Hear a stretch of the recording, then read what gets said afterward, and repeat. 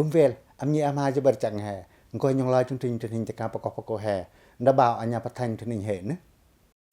Dumvel amni ama je berchang hai ingan ne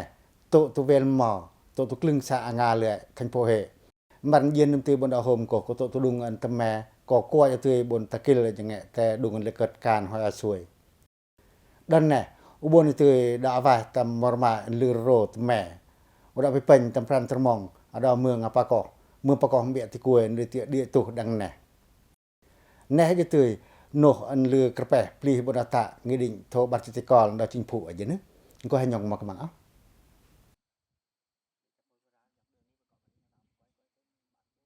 alima lam ramai dung lư kham ne ko le lư pư ti ta por ti kuai jan bui nang tu ada da bo prieu cheng rapu anyau bon tu da va tam tu an lư trưng yen ni bon tu klung abo an kidit ma bon tin to pra termong ibon parih kinh tế xã hội anh tal tangka ibon tu George tilat pikam ngot kidit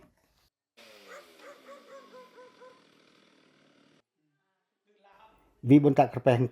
ko vi tu tapor anya nir chung motta mbo tu nda ka hệ thống chính trị klung tong ni bon dong ta chương trình mục tiêu quốc gia parih kinh tế xã hội anya meung pakom bia ti kuai anya meung apa ko klung ko ngiding tho bartitikol barngin la kolam bartilabar NDCP ngai bartitupat ke sai pon kuma barngin la kolam bartilabar ndo chingphu bi chính sách tín dụng ưu đãi mà quay tươi ta po klong ni bon tươi por bon perlon na jen lima de tươi kuma lima lam dung abo an kidit nda meung pakom be ti kuai anya meung juan to tu klung sa thon nan dia tu to nga le mai bon tươi temuk tama valvo na jen ni bon tươi data tame ipakra pikam tabdung ni at ibon tươi da ta tam to no an lư bon thin pra termong yen udong pato tam to no an jot ru kite bà con dân cũng đã tích cực triển khai và để xây dựng nhà ở và đã hoàn thành toàn bộ tất cả các tên heno đang xã lệ mỏi covid từ lên mà chương trình dự án anh Nepal tại Tame tầm dung này ạt epakra dung lệ can đã bỏ hành jol kidit lung ko anh lư của tổ chương trình mục tiêu quốc gia Paris kinh tế xã hội anh am mưa pakom bia ti kuai anh am mưa apa ko bitong chương trình của qua TV klung bỏ anh qua pli kning anh vi dung này ạt kham tengko an vi tui bon data tam tu klung no pro tampa an lư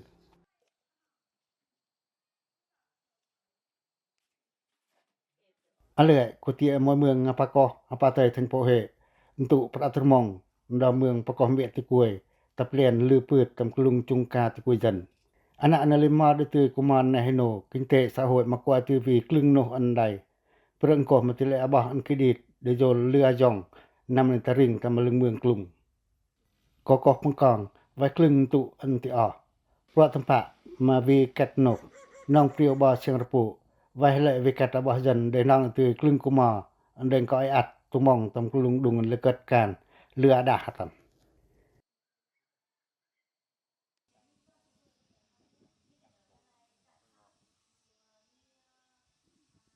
alung no lung ko mưa pakom bia ti kuai dang hale ma kwa ya tui bon da takil to tu klung no u josar to an chingphu ma kwai ban han ngiding tho bartitikol barngin la kolam bartilabar NDCP yen ni bon data tam chương trình mục tiêu quốc gia Paris kinh tế xã hội nga meung pakom be ti kuai anya meung apa ko kelak ko ma barngin la kolam bartilamoy barngin la kolam pechit moy klung no han le ka hen ko to no an ne por vai von udai yen ni bon ti data tame lang ne pakra tam dung ni at ada bo an kidit meung pakom be ti kuai anya da bon kidit ti kuai meung juan an at tu mong tam to tu klung sa thon an lư địa tu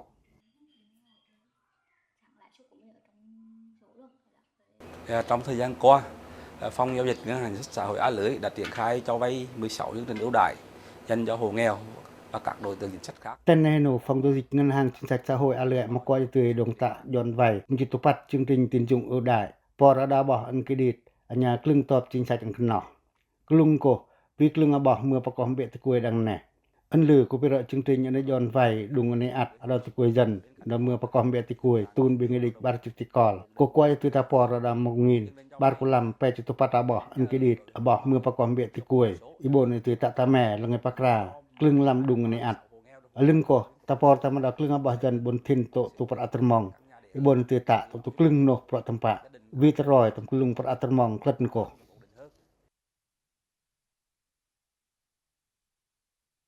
Remain lư rôn là chính sách của đời tạ bị nhiên yên tì quê dân mà đây vì được tùy bốn đã vay vốn ở lưng ân lãi suất ưu đại tăng Nepalia mà tòi klang Nepalia mà cài tầm lưng răng ân vì là bọn kỳ đít nè của ý vino ân Nepal đồng cổ mà đi dột klang ân Nepal tì quê dân vì klang này bốn tùy đã tạ bị khâm tầm tổ tụ đùng này ạt ở lưng cổ tầm răn ở chung tầm tổ tụ pro tầm bạ yên tà tăng cả ý bốn Palia nợ anh nhà vì được tùy bốn đã cấm bởi phá rực kinh tế Đang lưỡi, Ngân hàng Chính sách Xã hội mặc qua từ đã chung lư chặn lưng chính quyền mường, lưng tổ chức chính trị xã hội, nhà lưng từ tổ tiết kiệm, nhà vay vốn. Dân bốn từ đã từ rình khai đối tượng, pi pa sai, ta pi về tầm hồ sơ, nhà từ bốn dạy ngân, khama val vốn bốn tổ, lưng từ quê dân, khai cân nình, nhà bốn từ đã paru tầm cặp hành lươn đỏ.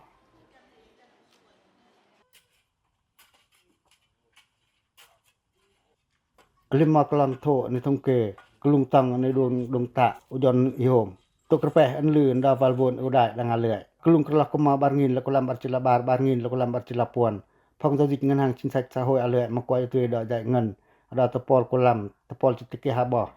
lưng chung ka pra ma to pe chila bar pe tike chila pe ti dong tun nghị định tho barchitikol barngin la kolam barchila bar NDCP klung ko num lam chương trình này por dung này at ma kwa vi Tepat kolam ke tepol abah bon vai aleng an chungka pra mato bar chilapuan pe bar titikol ti dong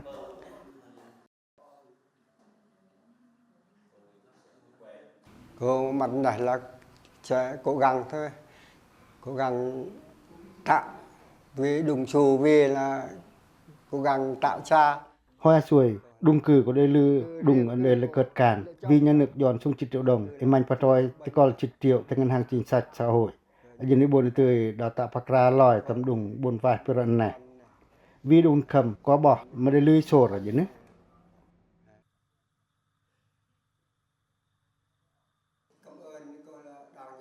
đùng với vợ Hồ Văn Giào tới Velalin có qua cho tươi bon đã tạo ta kuma barngin là có làm bật chila sông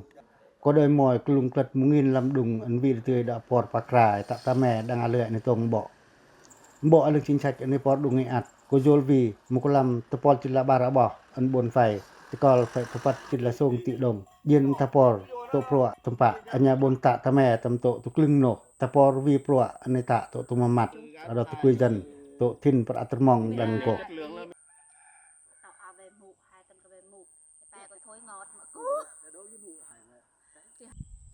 Even malingko Yen bon pikam tam to tu kening an lư da klung abah jan kidit yo bon temu aval bon antun bing định bat tikol thành phố Huế mà qua tươi đã tầm ran pato tam aval bon ngân sách là mường đã pa cho phong giao dịch ngân hàng chính sách xã hội là lệ đồng giòn vay lòi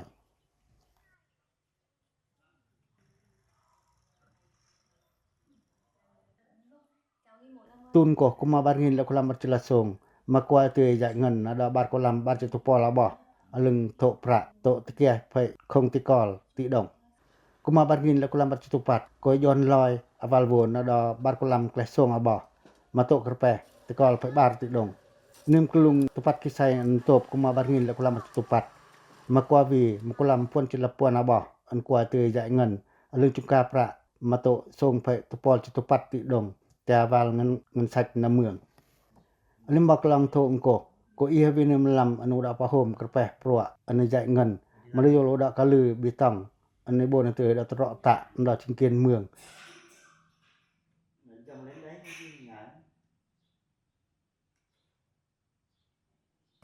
thì nói chung gia đình rất vui vẻ khi có hỗ trợ của nhà nước về của các hàng có vi gia đảng nhà nước tâm răng lưng tổ ân vi ngân hàng chính sách por qua bỏ ma vi từ đùng khẩm bưởi năng tia đạc priêu bò xiang rapu thìn tầm tổ tu lập lùng lưới ơn đảng nhà nước cảm ơn nhà nước đang quan tâm gia đình chúng tôi có nhà cửa hoàn thành thì không lo nè nổ vi ngân hàng chính sách cho này vay pon 1 triệu đồng và chung ở lưng sung 1 triệu đỏ bỏ có không phải cái dụ cử mấy cái so tạ tầm làm đùng ngân per nè như bon ạt tô mặt không phải cái dụ cử đây cái so tạ như bon từ pali nợ ở ngân hàng ở lực cày โตตุกลึงสะอังากอเมืองประกอบเบียติกวยเลยเลมอนลำดุงกันกวายตือบนดอกไซติบิตงปึงมาคำก็กวายตือบนดอกกิลตำโตอลิมอนตือลำดุงอันเลยเกิดการอันอรอก็กวายตือลิมอนจิตกุมาอนุรักษ์ตลาดลึงเปรียวบ่อเสียงระปูลึงติกวยเมืองประกอบดังแน่มันลำดุงกันคำก็อีเฮเป็นลำเครื่องกันปืดตือนลาบ่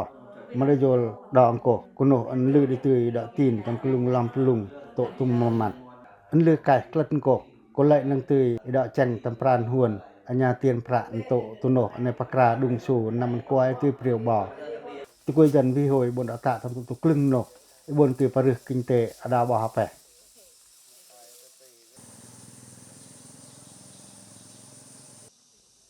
อันลือยอนในโฮมเป็นปืดกลึงอบ่โตอันวิตือบนดาไวโวนก็ได้ดงตะไกลกันหนึ่งบนตะตะแม่ตะพิคำตำดุงอันในอัดอันยันลือประตัดตือโตตุพระตำปะอันยันอุโบนตือดาภาษาไปย่องตรอยจิงชัดจินจุงอุดายอันยันโนนลืงอุดาตะอาวาตำกระแปอันลือตำโตหมอมาได้วีตือกลุงรปุกรวา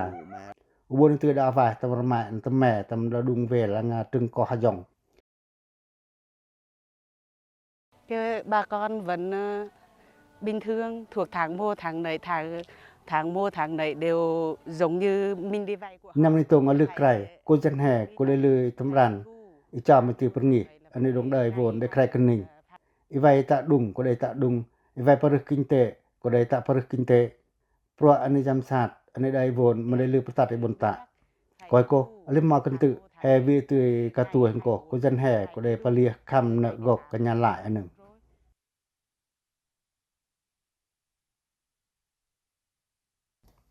ให้มาโตไอปกธรรมโตตุดุงอเหมาะเงินที่เรียบดังเวลปี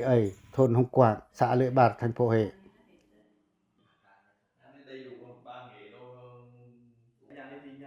มันลำดุงลึกคำปืดเกลออ้อจันแน่ก็กวายที่เยยบนอัตะแต่เกษตรกรก็มาบานงินและก็ลำบันจิลาปวนเรื่องพระอันนี้ตะดุงก็บาดก็ลำเจดง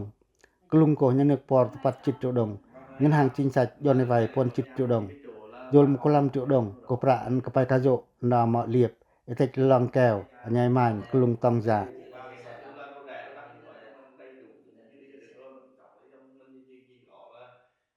thời xưa thì em là ở các cái nhà đấy sau nhà đây cũng rất là lo sợ nhưng mà từ bữa có วิ่งกันห่างย้อนในไว้อุดายอัญญาญนึกปอร์มาปืดไว้กันไปกะโจคือมาลือดาตือบนอัตะตำลำดุงเปรนแน่คอยสวยกันไปกะโจคือก็ได้ลือเดือตุไว้เลยไปตือดาเฮ็ดงี้บนอัตะดุงก็วิ่งญานึกวิ่งกันห่างจิงสัจปอร์ไว้วีบนอัตะดุงเปรนแน่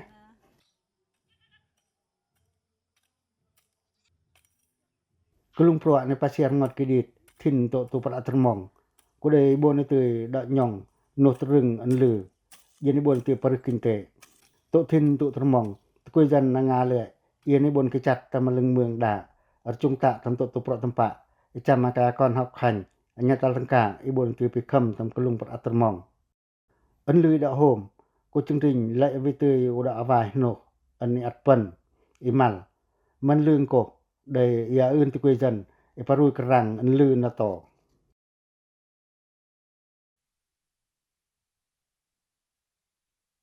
Với vai trò đỡ đầu ngân hàng chính sách xã lưới không chỉ là việc giải ngân phát tiền vay mà còn là người bạn đồng hành xuyên suốt trong cái quá trình โนเนปอร์แต่อันตบนังงานสินทรัพย์xã hộiดังเลื่อยก็อีเฮวินมลำพรัวอันยอนปะโตประในไวมาได้ยลโนอันลืงก็ที่กุยจันมาได้ลือตือบนอาจามตาอาวากินเตแต่เนื้อมติคำมาดาตองก็บนตาอาวาทำมาหังหัวอาวาลบนจินจุงจิงสัจก็ได้หมอยกลุงอลิมาได้ตืออาวาลปราณอันลือไก่กลุงพรัวในติลัดงอดกิดิตที่แก่chương trình mục tiêu quốc gia về giảm nghèo bền vững xây dựng nông thôn an tâm mẹ đang ลื่อย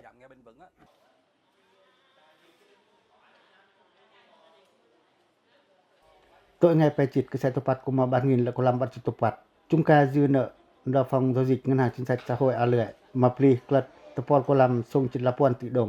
อลึงคลดมุจิตงินส่งกุลำkhách hàngอันโยลยืนเนtốc độ tăng trưởng tín dụng của lùng tập vật cái sài ấn tôไปตื่นเราก็มอมาได้ปลีมุจิละบาทไปส่งจิละบาทพันตำกลุ่มโกติเลเนอก็อาหารมาได้เนิมไปโตคงไปคงบัตรสิทธิกรพันตำกลุ่มโก đơn vị mà qua tươi đó dạy ngân đó 3.000 sông cô lâm kleh pe cần tự khách hàng lưng ăn chung ca cà pe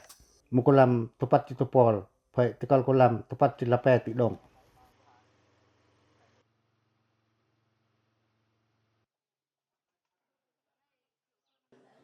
lima kelang thôn này cô lư udah paham tentang tu chất lượng quản lý vốn tín dụng chính sách ta lại ngày bon pasar pejong lưng ko ujon home ti kuy an palih na madali kray kru ne hajeno an vi hoy aval bon ubon repair nang tu bon por tam lưng aboh chan an kidit kan noh nang mương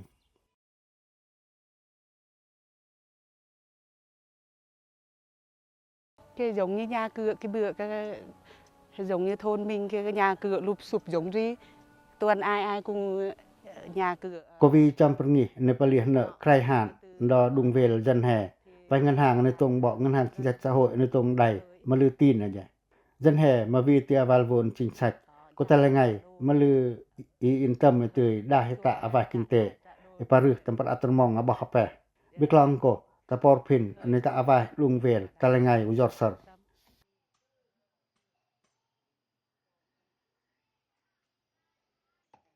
Pruat ni dong ta an vi kerpeh ngiding tho bartikol barngin le kolam barcilabar NDCP dangalek ko ia vinium lam tapor pin ani boniti talai tam kening an dung ani at an top mana yolo da apa tam tok ring an lược kan jadi boniti data klung mục tiêu an lư put là chương trình mục tiêu quốc gia paruh kinh tế xã hội nga mương pakoh mbek ti kuy nya mương apakoh talam dung an lược kham ko dai talentu an lư rừng yen talabah đãให้đầu tư tổ tụcประtempat paruh kinh tế chame para kai kon học hành anya tal tengka itilat ngot kidit to antal ngai klung abah thin to tu para termong ramai dung vel anga ko matal ngai ubon ta tame thì sắp tới thì cái theo ý mẹ thì nếu mà gia đình con nữa thì cũng mong các con hỗ trợ vì ngân hàng vì nhà nước đạo por có đây lưới sổ ở dưới coi cô ân tộp này prono bỏ có đây cái cho tạ trà ở dưới bốn từ dapalia lòi pra nợ ở lư tạt rồi đấy thì là giờ thì hai vợ chồng là lo nuôi trồng chăn nuôi rồi là vì đúng không mấy bọn tạ có lư thiên làm coi cô anh có phải cái dỗ cưa em có đây cái cho paru tầm tầm đặc biệt thì chiêm phần nằn điền ở video tươi pra ni bon pali lòi tầm ngân hàng ada em chai ada dung vel năm anh lư có phải atermong mà quan đầy aja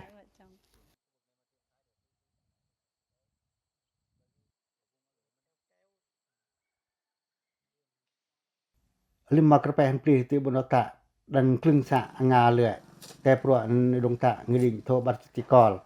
ban ngin le kolam barcilabar NDCP ten nehno ko kwa ti ubon ka lư tam biklang lư krai anya vi kerpeh do chính sách tín dụng ưu đãi lưng te kuy mưa pakoh be te kuy anya bo kredit to to ngan lư địa tu ne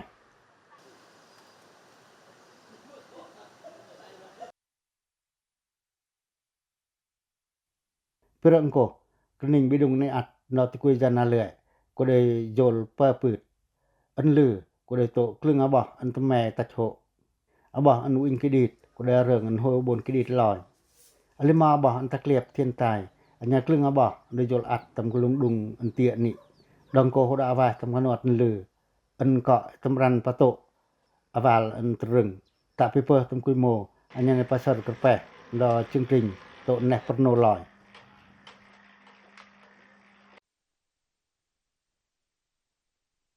Do đó thời gian vừa qua thì xã cũng đã lập các cái danh mục để đề xuất trong các cái chương trình mục tiêu quốc gia trong giai đoạn 2. Tốt nè perno lưng lừa để tươi do xã lưỡi mỏi bỏ để tươi lưng proในบทใดưu tiên là val vốn tín dụng chính sách lưng bao dần đã cái chặt tầm teno anh por dung này ạt lưng lưng chương trình anh paru pro tempat đào tạo nghề vi pro này tạ ikil patoi tầm tu tanah terbit penan này chiam anh paru du lịch cộng đồng vi perang ko dân hè mà thin to tu para termong lưng anh vi tu teroi anh kham ko kanwat anh pasiat kedit mà lư kham mấy bồn tạ Trong thời gian tới thì cũng mong cái sự quan tâm tiếp tục của Đảng và Nhà nước. Thực ra thì mặt bằng chung thì gọi buồn tồm ân lử xã lệ buồn có đề dồn clưng nổ hân địa tủ và đã tất mong nó quê dần gọi đề vi tươi buồn ở tâm ràn clất cổ coi cô clưng chương trình chính sách ân ấy buồn tươi đồng tạ đừng có buồn tươi đã khi chặt bị cầm ở lưng phọ tâm bản lử để xây dựng hệ thống hạ tầng Australia ở nhà clưng chính sách ân ấy bò tổ tập phọ tâm bạ và rửa tổ phọ ân ấy tạ nông lâm nghiệp đào tạo nghề ta lại phọ tâm bạ ân ấy tạ nè có đề nghệ kinh ninh ân lừa ta cày từ lưng mục tiêu là chương trình mục tiêu quốc gia phát triển kinh tế xã hội ở nhà mường Pakok Mbek Tê Quê ở nhà mường Pakok klung ko pasir kidit có đề ý heavy niệm làm ân vi từ chặt rồi mình dồn lừa lừa khầm của tội tục bạ mong ở nhà vi hồi từ bột tiếp cận klung dịch vụ xã hội lừa. Đối với chương trình về phát triển kinh tế vùng đồng bào dân tộc thiểu số và miền núi đã tập trung giải quyết được tình trạng thiếu đất ở, nhà ở, đất sản xuất.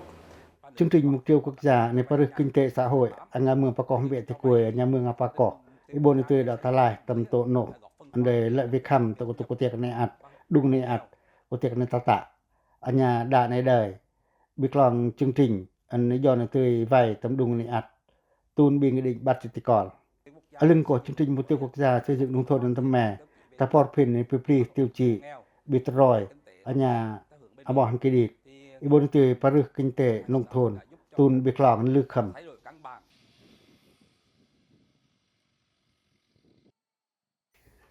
lệnh năng dùng tội Naperno tội clưng chính sách Nepal đung này ạt đây nào là từ bồn đã tạ trật lì tầm lưng chương trình Nepal pro tâm bạ pasar pejong teroi anya ta avai nông thôn nông thôn mè clưng xã năng mương lệ có bên năng tươi vì bỏ cái địt có đây lệ việc khăm đung này ạt nặng lần để vôเลยtươi ạt tầm tội tôi đung lệ cật càn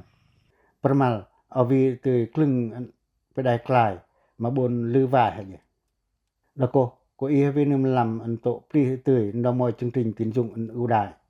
về nghị định thổ bát tê cò đã quạt mà rồi đây panel anh lừa lăng tri lòng đó tinh thần anh cấp năng tươi đỏ cái tạ năng tươi nào anh tổ tu la lòi ta port pin anh xây dựng anh biên giới apartheid thành phố hệ ta lên ngày giọt bệnh buồn rửa nhà pernya kelung pran termong